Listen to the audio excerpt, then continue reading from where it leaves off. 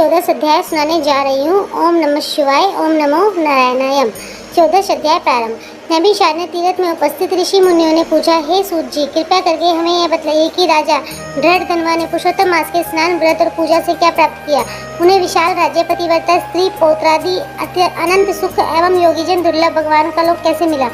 सूत जी बोले, हे ऋषियों, श्री नारायण ने भी नारद जी को यह इतिहास पहले कहा था, वही मैं तुम्हें बताता हूँ। हे मुनियों, यह पापनाशक कथा गुरु मुख से जैसे मैंने सुनी थी, वही धृढ़धनवा राजा की कथा तुमको सुनाता हूँ। श्री नारायण बोले, हे नारद, राजा धृढ़धनवा की गंगा जी के समान पवित्र पुरानी कथा सुनाता हूँ। चित्रधर्मा राजा के बड़े तेजस्वी, सत्यवादी, धार्मिक, सर्वगुण संपन्न पुत्र राजा धृढ़धनवा हुए। उन्होंने चारों वेद बड़ी प्रसन्नता एवं चतुरता के साथ पढ़े। जिस प्रकार भूली बात दोहराने पर भी याद हो जाती है, उसी प्रकार गुरुजी से एक बार सुनने मात्र से आपने सभी वेद याद कर लिए। विद्या अध्ययन करने के उपरांत गुरुजी को दक्षिणा देकर आज्ञा प्राप्त कर अपने पिता के नगर में आए। नगर निवासियों को आनंदित करके अपने महल में पहुंचकर पिताजी को प्रसन्न किया। तब राजा ने विचारा कि अब मुझे बाकी बचे समय में प्रसन्न मुख, दो भुजा वाले मुरलीधर भगवान श्री कृष्ण की आराधना करनी चाहिए। इसलिए मुझे वन में जाकर श्री हरि भगवान की आराधना करनी चाहिए और घर, धन, स्त्री, पुत्र आदि के प्रेम पास को काटना चाहिए। ऐसा दृढ़ निश्चय करके अपने योग्य पुत्र धृढ़धनवा पर राज्यभार छोड़कर राजा ने मन में श्री कृष्ण का ध्यान करते हुए तपस्या प्रारंभ की तथा राजा चित्रधर्मा तपस्या करते करते वैकुंठ को प्राप्त हुए। राजा धृढ़धनवा ने पिता के वैकुंठ धाम के समाचार को सुना। पितृभक्त महाराज धृढ़धनवा ने हर्ष एवं शोक में विद्वानों के कथानुसार पिता के क्रियाक्रम किए। पवित्र नगर पुष्करावर्तक में नीति शास्त्र में निपुण राजा राज्य करने लगा।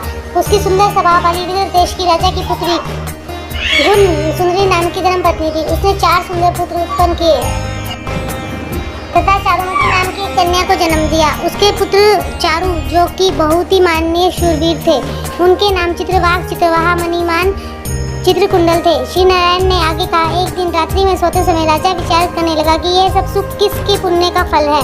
मैंने कोई तप नहीं किया, न कोई दान किया, न ही कोई हवन किया है। इस समय किसके पास जाकर अपने सौभाग्य का कारण जानूं।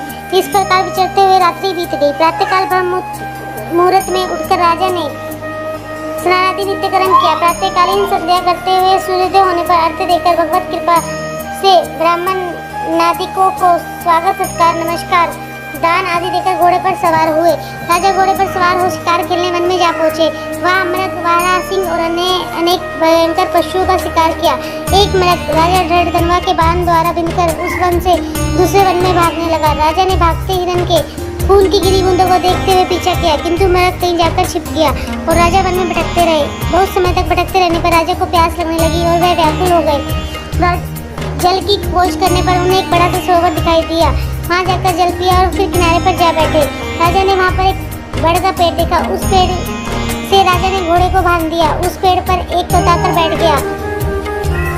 वह तोता मनुष्य किसी बोली में बोलने लगा। राजा उसे सुनकर बड़े आश्चर्य में पड़ा। वह तोता कहने लगा, हे राजन, इस संसार में अनेकों सुख है, उसे देखकर तू परम तत्व का विचार नहीं करता है, तब भला इस संसार को कैसे पार करोगे। राजा के सामने कई बार इसी प्रकार वह कहने लगा, जिसे सुनकर राजा प्रसन्न एवं मोहित हो गए। राजा विचार करने लगा कि यह तोता नारियल के समान अगर मैं सारपूर्ण श्लोक को बार बार बोलकर क्या कह रहा है। यह श्री वेद व्यास जी के पुत्र श्री सुखदेव जी है क्या, जो संसार में डूबे मुझ जैसे मूर्ख को चेतावनी दे रहे हैं। इस प्रकार राजा विचारने लगा।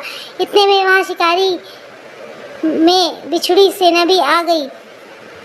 तोता राजा को ज्ञान का उपदेश देकर उड़ गया। राजा भी तोता के वचनों को याद करते हुए अपने नगर में आ गए। महल में आकर चिंता में डूबे राजा ने खाना पीना बोलना सब छोड़ दिया।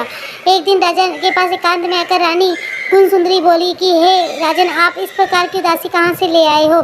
उठिए, बातचीत करिए, सुख भोगिए। रानी के बार बार अनुभव करने पर भी राजा ने कोई जवाब नहीं दिया, क्योंकि राजा तो बार बार तोते के देवताओं से भी समझ में न आने वाले तार निर्बत वचन याद कर करके विस्मित हो रहे थे।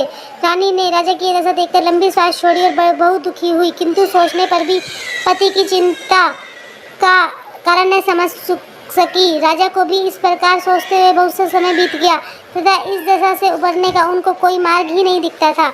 आज का यह अध्याय पूरा हुआ। इससे आगे की कथा अगले अध्याय में सुनाई जाएगी। धन्यवाद दोस्तों।